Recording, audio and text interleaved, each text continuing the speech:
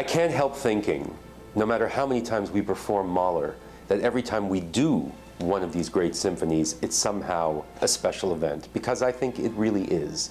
There is something so overwhelmingly great about this corner of the repertoire that Mahler, and Mahler alone, really owns. I mean, there are other composers who wrote huge, expansive works. There are other composers who stretched the limits of what an orchestra can do.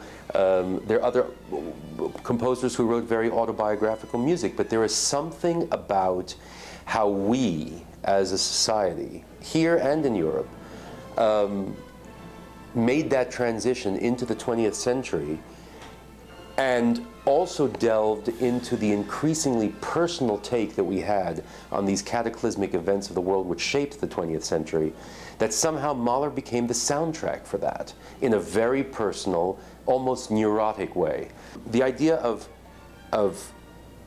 jumping into this piece, which is so central to Mahler's development and different from any of the other symphonies that he wrote, is very exciting, and it's a momentous occasion for us, and certainly a highlight of the season.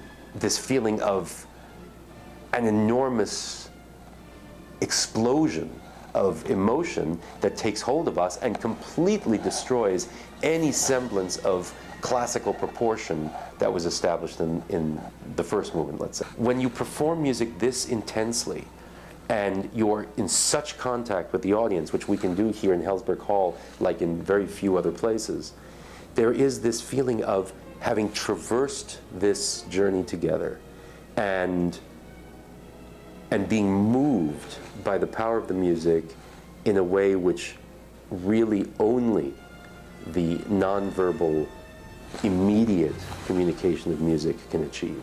And that is life-changing.